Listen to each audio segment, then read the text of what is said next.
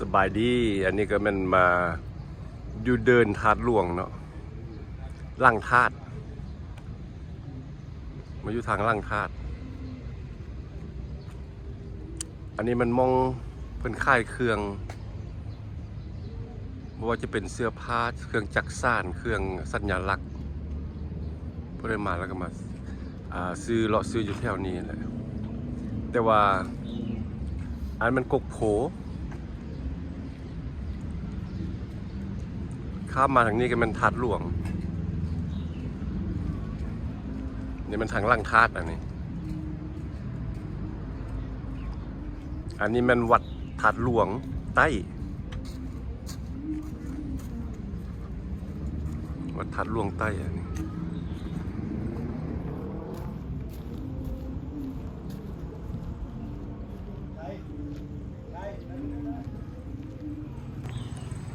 จะเข้าไปย่างเมืองทางในวัดธาตุหลวงใต้ก่อน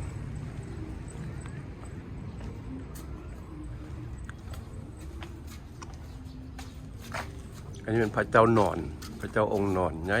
เป็นสร้าง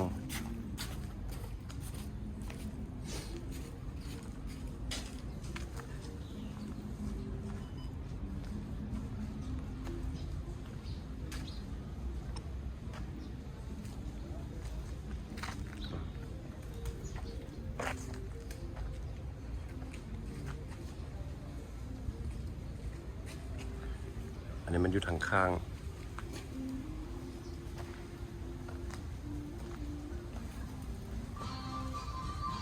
มันทางในเข้ามาทางในนี้จะ อันนี้เป็นซิม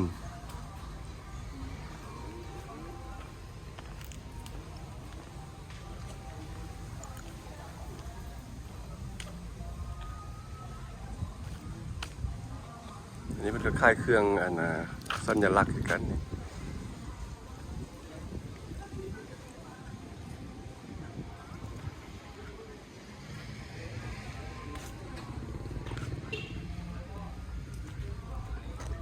อันนี้มันเงินสดเงินแท้ว่ะนี่เรื่องเงินปลอม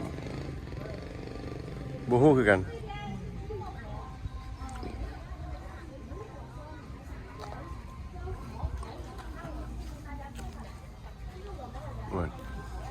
มีล้อมาขายมะพร้าวสดนะนี่เลยแล้วนี่ก็ขายเครื่องนี่ก็ล้อมะพร้าวสดในนักท่องเที่ยวเกาหลีอันนี้มันทางหน้าของพระเจ้าองค์หนอนอยู่วัดธาตุหลวงใต้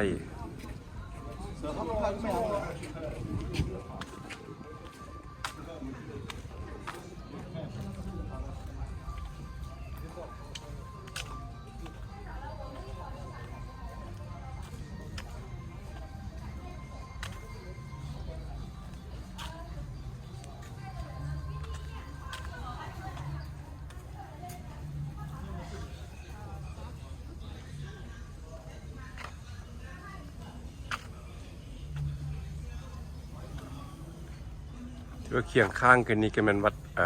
พระธาตุหลวงเวียงจันทร์นี่พระธาตุหลวงเวียงจันทร์อยู่เบื้องนี้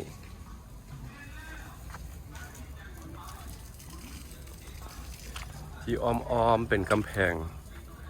ของวัดธาตุหลวงใต้นี้ก็จะเป็นมองธาตุเก็บกระดูก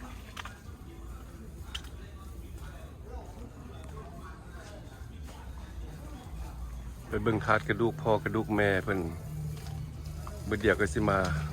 เอาดอกไม้ทูบเทียนมาบูชาเพิ่น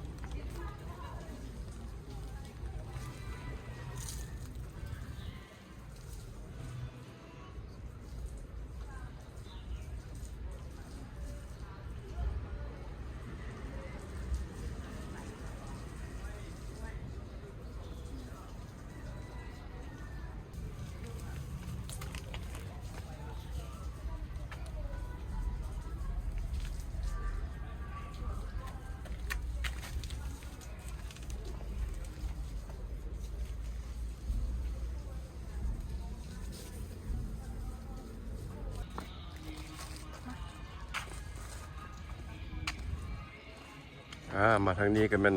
ซิมมาทางล่วงไตซิมใหญ่เลยนี่ซิมกัน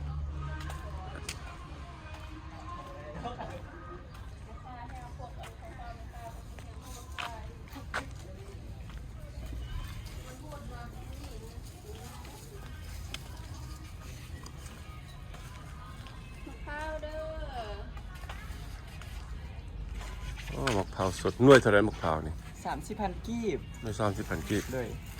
ปอกให้หน่วยหนึ่งเลยหน่วยเนาะเอาเย็นๆเนาะเอาเย็นๆโลดหน่วยนี้30,000 กีบก็มีแต่ดอน50 เซนต์เนี่ย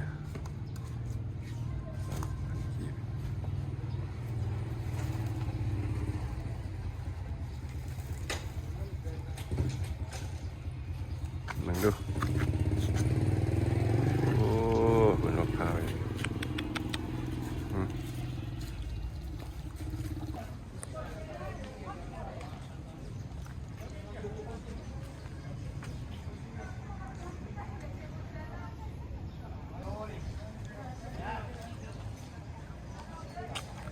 อันนี้ก็เป็นหูปั้น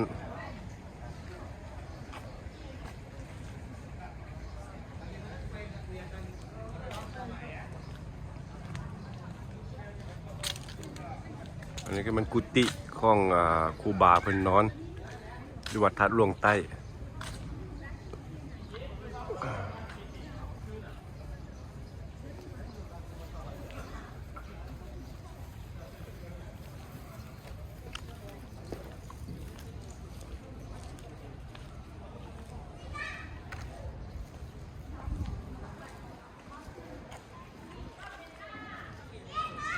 นี่มันทางหน้าซิมใหญ่อารามใหญ่ซิมใหญ่ของวัดทัดหลวงใต้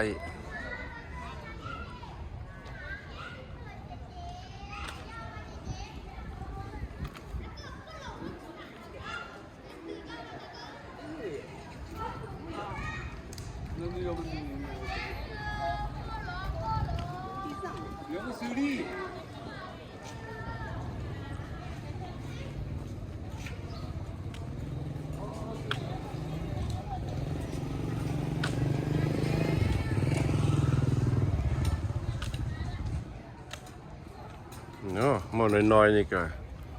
หาเงินเก่งได้น้อยๆมาค่ายเครื่องหาเงินแล้วโอ้นี่เลยคำฮู้เลยนี่นะบ่ได้ไปลิ้นคือผู้อื่นเลยเด็กน้อยคนนี้หาเงินฮู้จักหาเงินว่าภาษาจีนเก่งบ่เก่งนี่มะพร้าวว่าจังไดกินมะพร้าวว่าจังได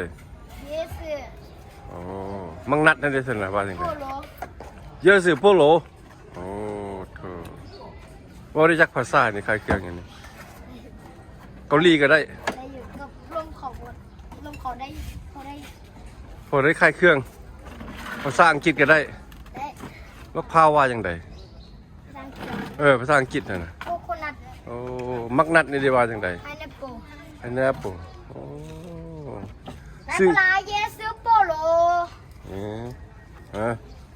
เขาบ่อยากกินอย่างนี้ฮะนะซื้อมักนัดซื้อมะพร้าวซอยแดว่าจังไดภาษาอังกฤษว่าแต่เยซื้อโปโลลายก็ลายภาษาอังกฤษได้ว่าจังไดภาษาอังกฤษว่าก็บ่น้อยเดียวน้อยเดียวเนาะไม่เรียนอังกฤษค่อยเรียนไปเอามาทางหลังนี่ก็จะมีพระเจ้าองค์ยืนองค์นั่ง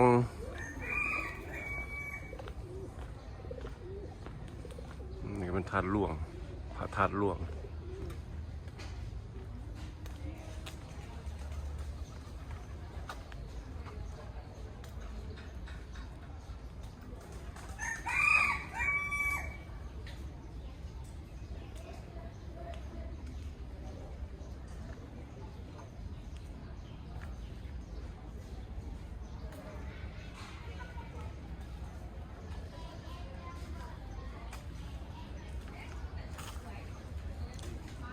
คนอย่างส้มน้ำผาเดินห้านี่ส่งน้ำผานี่คนนี่เต็มเรียนคิวกันมาส่งน้ำผาแล้วนี่ ใกล้จะฮอดแล้วใกล้จะฮอดบุญปีใหม่แล้ว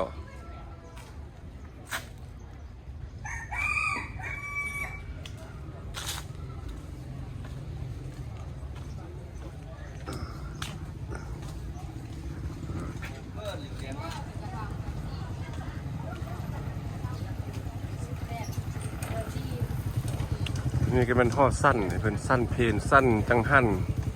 มาเฮ็ดแจกเข้าแจกเพนแจกจังหันมันอยู่มองนี้อันนี้นะ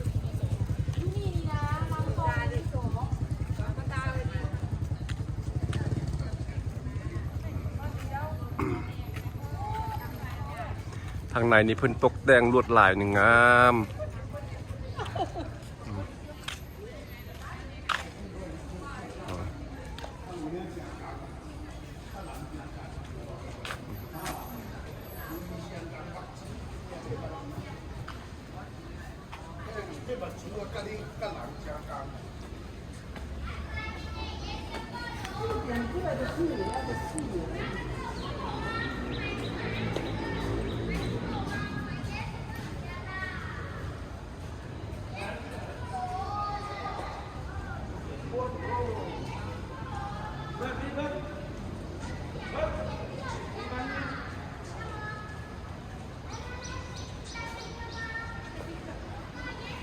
โอ้เย็นดีอยู่ไหนนี่โล่งเย็นดี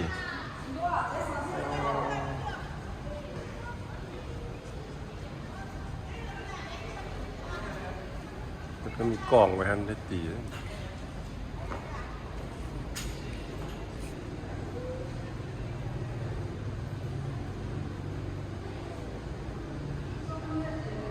มุกเพิ่นตกแต่งไว้ตั้งแต่นั่นแหละพระเจ้าเพิ่นลงมาเกิดเพิ่นออกไปบวช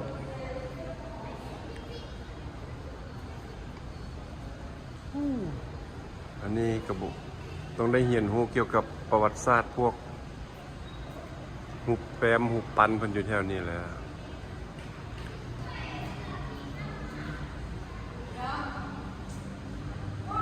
มีฮอดหุบพามรูปพราหมณ์ก็มีรูป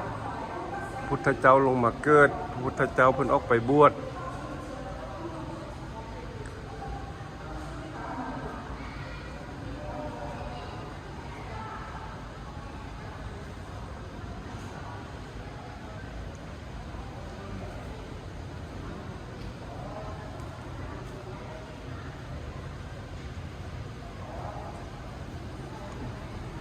ตั้งเทงก็แม่นเมิดนี่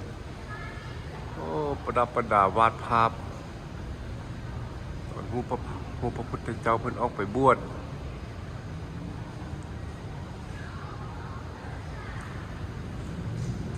ออกไปบวชแล้วตอนเพิ่นตัดเกศตัดผมตอนเพิ่นอดเข้ามีพระอินทร์มาดีดทรายกินคัตตปีฝังคัตตปีทรายหนึ่งยันแล้วก็เข่งเข้าพระพุทธเจ้าเพิ่นได้ยินเสียงเข่งเข้านั้นคือว่าอดเข้าไล่แล้วก็บ่เป็นก็ต้องได้กลับขึ้นมากินข้าวจึงว่าขึ้นมาเพิ่นจึงว่ามีซี่มีสั้นขึ้นมานี่บัดนี้หลังจากอดข้าวแล้วเราฮู้ต่อไปนี่ก็ก่อนที่เป็นพุทธเจ้าก็โอ้ยมีมารมีแนวมาหุกหานมาบังเบียดหลายอย่างบ่ว่าจะเป็นสัตว์หายเป็นงูเป็นเสื้อป้าเป็นพี่ยักษ์นี่ก็ว่าไปแล้วเพิ่นกับรอดมาได้เลยนี่ตัดสรู้เป็นพระพุทธเจ้าแล้วมาฮอดตอนนี้แล้ว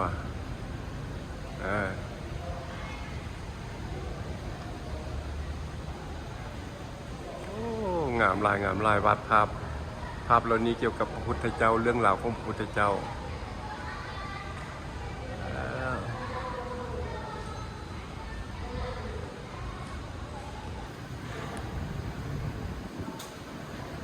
อันนี้ก็เป็นกูดีของกูบาเพิ่นนอนกันกูดีนี่มึงดูต้นเงินต้นคำเพิ่นมาทานนะบุญยาก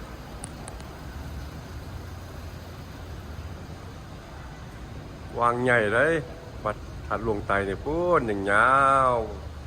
พูดละพูดกันเป็นซิมคือกันนี่มีพระเจ้าองค์ยืนองค์นั่งอยู่เครื่องกลางวัดพูดคือกันนะอันนี้ก็ย่างออกจากวัดทัดหลวงไตเข้ามาเดินทัดหลวงแบบนี้มันเดินทัดหลวงแท้ๆอะไรนะครับอยู่หน้าวัดทัดหลวงไตนี่เพิ่นก็มีการค่ายเครื่องนี่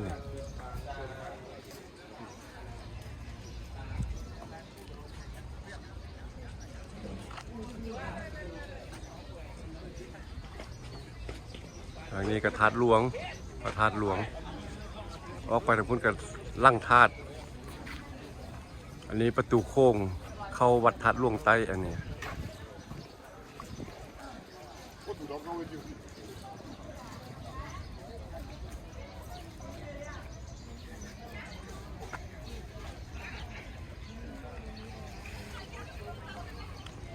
มันเดินพระธาตุหลวง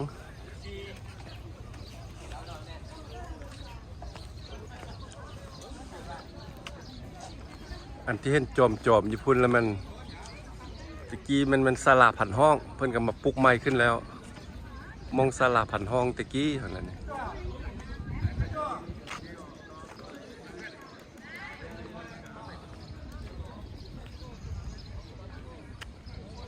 อันที่เห็นนั่งนั้นก็มัน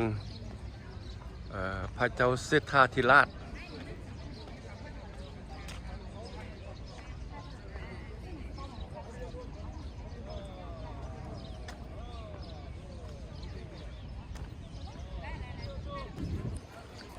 โอ้นักท่องเที่ยวมาเที่ยวบักไล่แม้แต่รถทัวร์มาลงเอานักท่องเที่ยวมาลงตอนนี้มันมืดเลย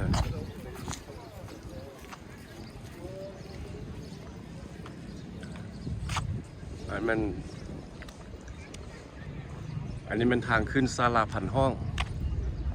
ตะกี้มันศาลาผันห้องอยู่นี่เลยแต่ว่าเดี๋ยวนี้เพิ่นห้องยังห้องศาลาผันห้องอยู่บอกหรือว่าเปลี่ยนเป็นชื่อใหม่แล้วเพราะว่าตึกนี้มันตึกเก่าแหละตึกเก่าศาลาผันห้องแล้วมันเป็นไม้แล้วมันโดกแล้วมันเก่าเพิ่นก็มางที่เมิดแล้วเพิ่นก็ก่อขึ้นใหม่มาทางนี้ก็เป็นพระเจ้าเศรษฐาธิราชนั่งอยู่ทางหน้าของทัดหลวงเวียงจันทร์นี่แหละพระทัดหลวงเวียงจันทร์นี่นะ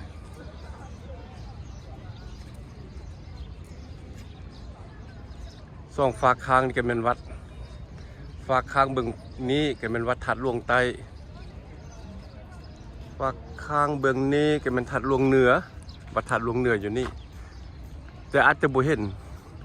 เพราะต้นไม้บังมัดมีต้นโพต้นกุกทรงส้มซ่าอาจจะเห็นแปรน้อยนึงแต่ซิมใหญ่ทัดหลวงวัดทัดหลวงเหนือเห็นแปรซิมใหญ่เพิ่นพระเจ้าเศรษฐาธิราชกับพระธาตุหลวงเวียงจันทร์แล้วมันอยู่เครื่องกลางนี่เครื่องกลางระหว่างของวัดทัดหลวงเหนือกับวัดทัดหลวงใต้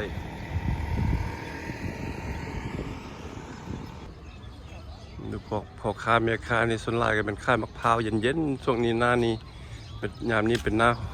ฮ้อนแห้งแท้ๆเลยนี่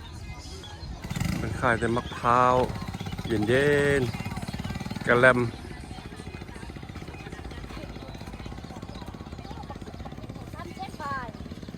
300,000ของไอ้นี่นะแต่ว่าติดจนอันนั้นนั่นเบ็ดต่างประเทศเนาะวัดทัดหลวงเหนือนั่นอยู่ฮั่นโอ้มันวัดทัดหลวงเหนือวัดหลวงเหนือ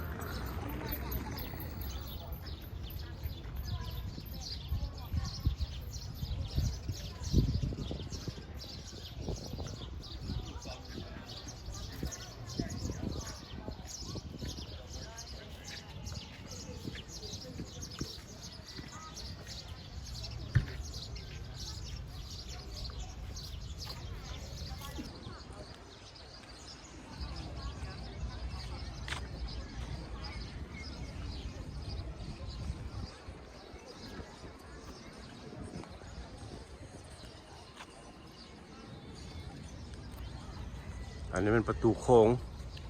เข้าไปในวัดทัดเข้าไปในพระธาตุหลวงเพื่ออยากจะไปไหว้ไปย่างอ้อมเวียนเทียนอ้อมไปชมเบื้องทางในพุ่นแล้วมันได้ซื้อปีอยู่นี่เข้าไปโลดเข้าไปในพุ่นโลด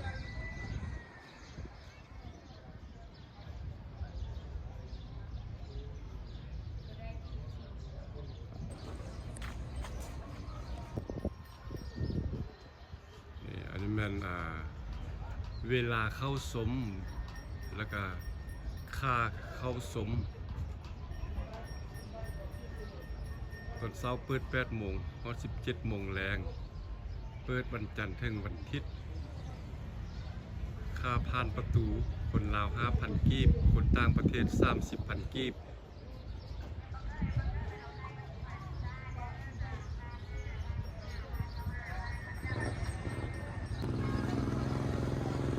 ต้องได้ซื้อปีเข้าไปผู้ใดจะเข้าไปไปสมเป็นไฟแดงเนาะตั้งเอาเป็นไฟตั้งเอาฮ้อนขนาดมื้อนี้นะอากาศฮ้อน99 อากาศฮ้อนขนาดความร้อนนี่500 องศาร้อนขนาดใกล้สิฮอดวันสงกรานต์แล้วได้ใกล้สิฮอดมือสังฆานรองแล้วใกล้สิฮอดลิ้นบุญปีใหม่แล้วการกำลังฮอดอบเอาฮ้อนหลาย